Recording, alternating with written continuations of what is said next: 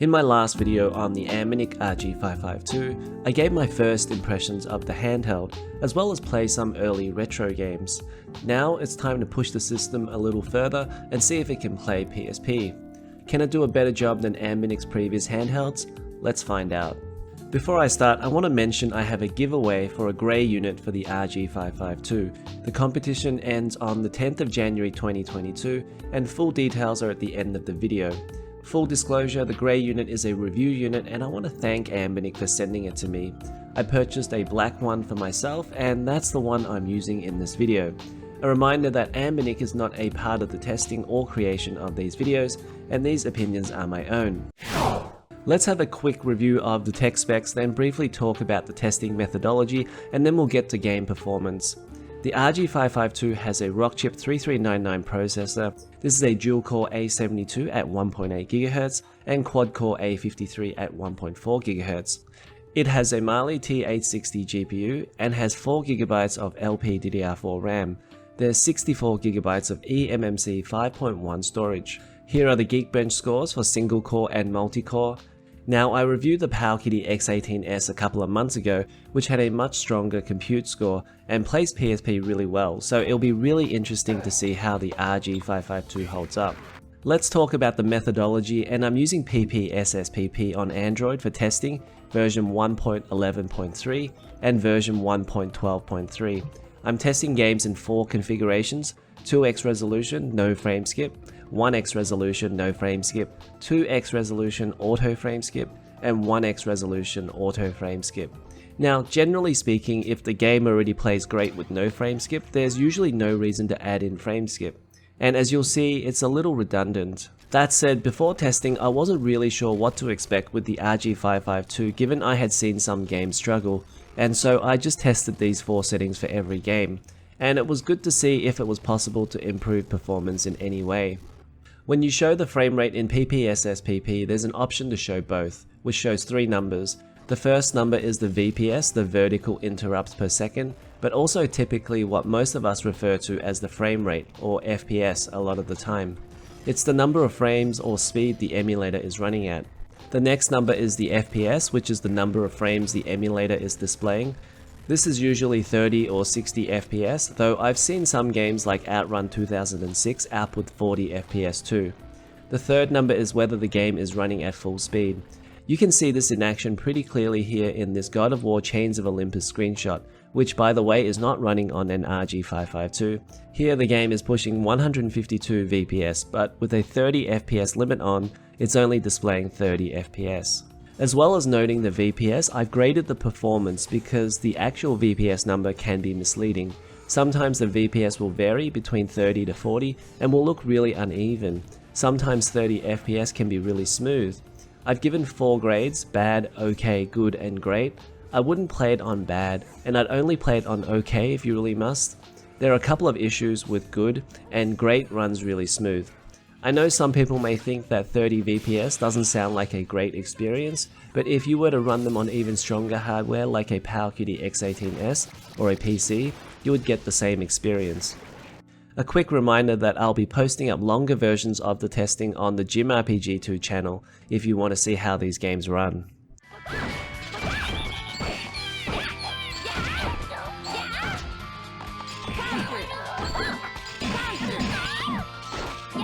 Let's talk about games, and first up is Blazblue Continuum Shift 2, and this was a game I had a lot of confidence in because the first game, Blazblue Calamity Trigger, worked great on the RG351P.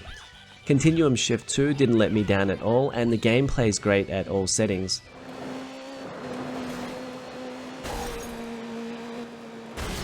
Burnout Legends plays surprisingly great with no frame skip. This plays with no issues at all at 30 VPS and it feels really fast.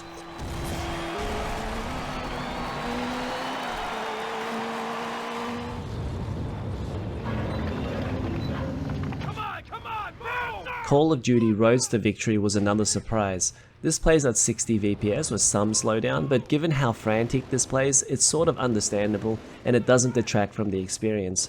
This plays great at 2x resolution.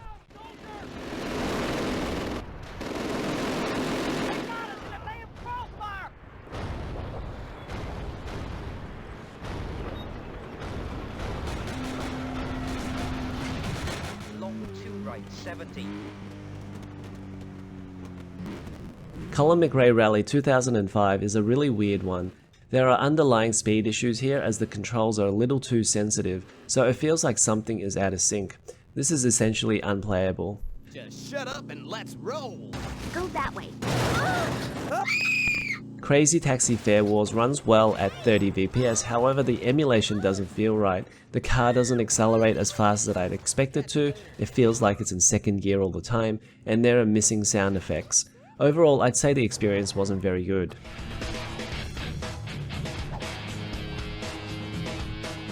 Final Fantasy Crisis Core runs great, and this is also one of the best looking PSP games as well. This runs perfectly well at 2x resolution with no frame skip.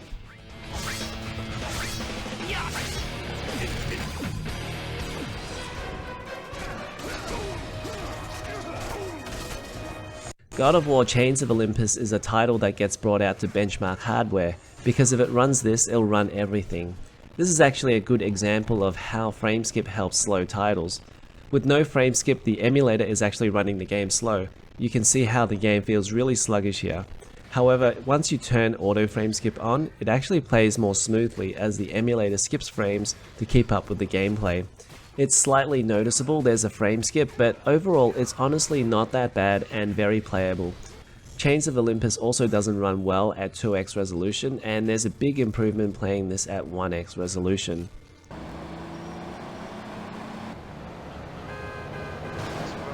Grand Theft Auto Liberty City Stories runs well, but with some frame drops here and there, otherwise it's fairly playable.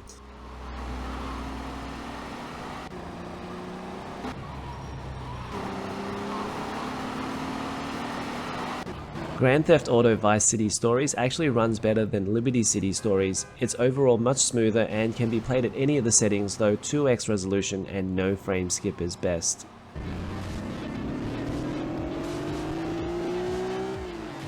Gran Turismo with no frame skip runs at 60 FPS, however it dips down to 55 FPS and lower. It really depends how close the AI cars are and what's happening in the race. Using an auto frame skip actually makes this worse, as the game will sit at around 30 to 40 FPS. One thing you can do is run with a manual frame skip of 1, which will make it a more stable 30 FPS, but the difference is quite noticeable between 30 and 60 FPS.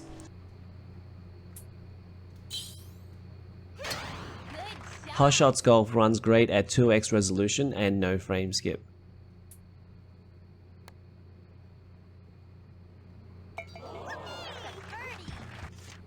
Killzone Liberation has such a slow opening title and menu, less than 5 FPS, so I didn't bother trying to get any further with this one.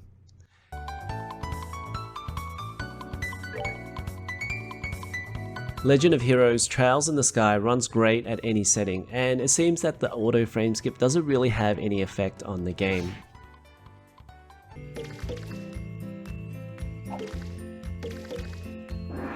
Little Big Planet plays great at 2x resolution. I'm guessing many of these games can probably be pushed to 3x if you want to, and there's a slight difference between 2x and 3x. Between 1x and 2x there's a big difference, as the original PSP screen was 4 inches, whereas the RG552 is 5.3 inches, so 1x actually makes it a bit pixelated.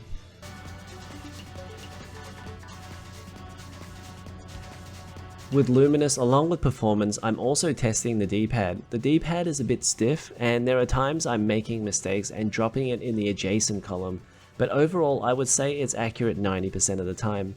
I'd say it's probably going to cause mistakes during frantic gameplay though.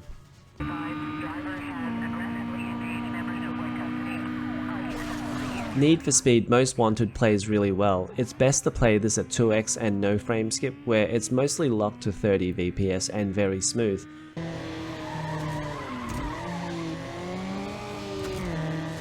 Need for Speed Underground Rivals plays great too at 2x resolution and no frame skip, though if you turn auto frame skip on, the game suffers from a lot of slowdown.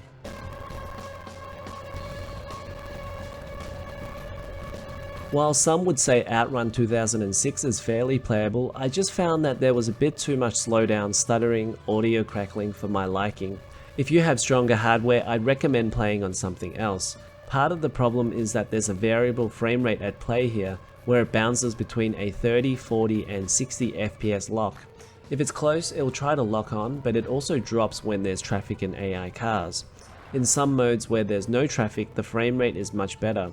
Overall, without frame skip, there are some moments where it can be pretty smooth, but they are few and far between. And turning frame skip on makes it run a bit smoother, but ends up being mostly 30 to 40 VPS.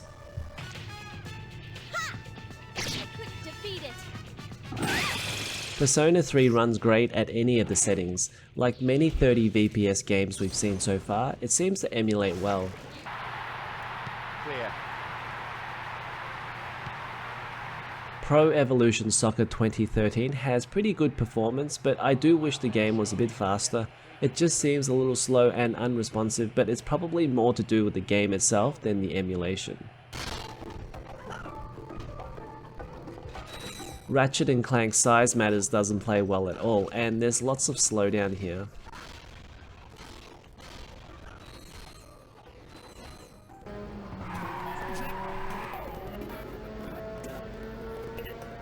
Ridge Racer is okay in general and gets a pass from me. Without a frame skip, the game has an unlocked frame rate where it jumps around from 40 to 60 VPS, and it's not really a great experience like this. Using an auto frame skip, it gets rid of a bit of the stuttering, but now it's operating between 30 to 40 VPS. Using a manual frame skip of 1 gives a much more stable 30 VPS frame rate, though it feels a bit slow now.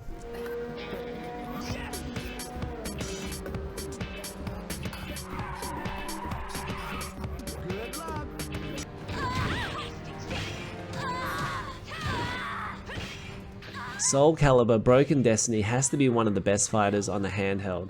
The games look amazing, especially in widescreen, plus they play in 60 VPS with some of the best performance I've seen on this device.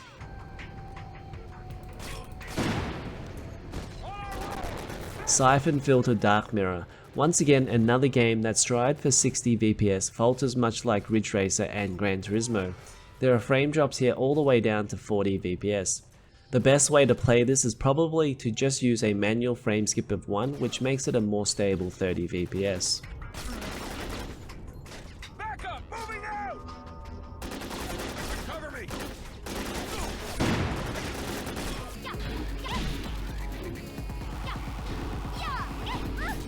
I tested 2 Tekken games, Tekken Dark Resurrection and Tekken 6. There's no issues here with Tekken Dark Resurrection and it plays at 60 VPS.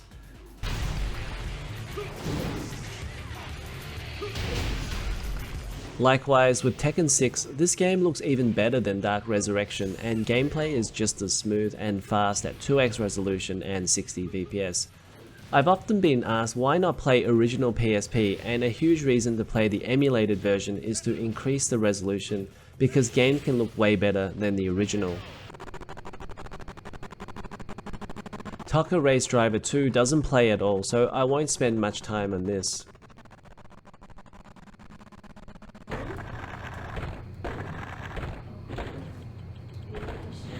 Tony Hawk Project 8 was a great surprise. This runs awesome and looks really beautiful with a higher resolution.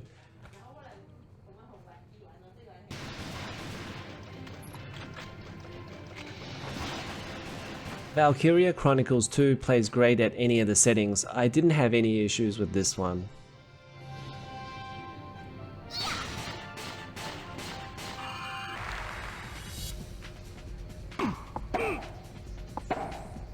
Virtua Tennis World Tour. This is probably the best Virtua Tennis game on the RG552, given the Dreamcast version has a 4:3 aspect ratio.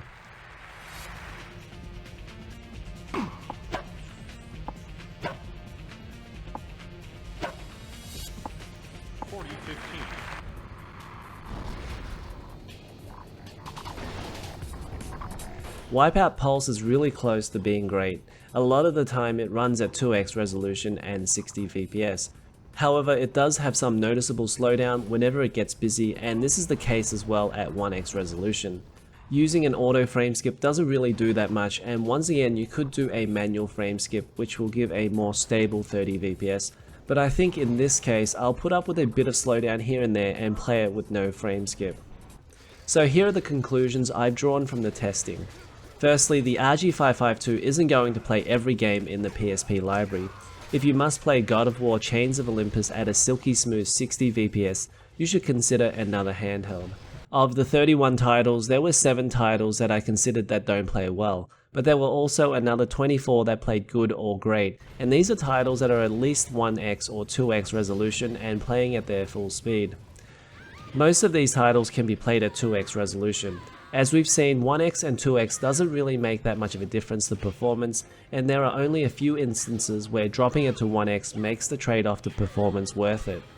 It seems the RG552 plays most games that were originally 30 FPS really well and can emulate those really easily, but games that were 60 FPS or have an unlocked frame rate are a bit of a hit and miss on this handheld. Most games seem to run fine without a frame skip. The auto frame skip helps in some instances, like in God of War Chains of Olympus, but most of the time it wasn't actually a great option. The auto frame skip would make the frame rate fluctuate between 30 to 40 FPS. A better option would be to do a manual frame skip of 1, which would give a much more stable 30 FPS. That's going to be it for this one. In the next video, we'll look at how the RG552 performs with Sega Saturn and Dreamcast, so make sure you're subscribed for that. And now for details on the RG552 giveaway. For your chance to win this grey Anbernic RG552 handheld, all you have to do is follow 3 simple steps. First, like the video and subscribe to the channel if you haven't already. Secondly, join the Gym RPG Discord server, and this is so I can direct message the winner and organize shipping. To join, copy the invite link from the description, click the plus icon and paste the link and hit the join server button. Next, you need to hit the complete button at the bottom of the screen.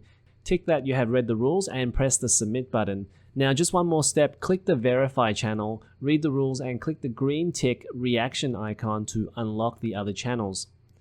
Thirdly, you'll find a competitions channel, and here I want you to tell me what topics I should talk about in 2022 and write me a message less than 100 words. And that's it, you'll be entered into a random draw for the RG552.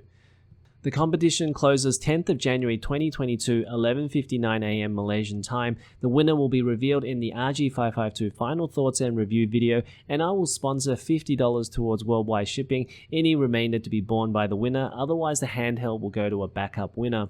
That's going to be it for this one. I hope you enjoyed the video and I look forward to seeing you guys in the next one.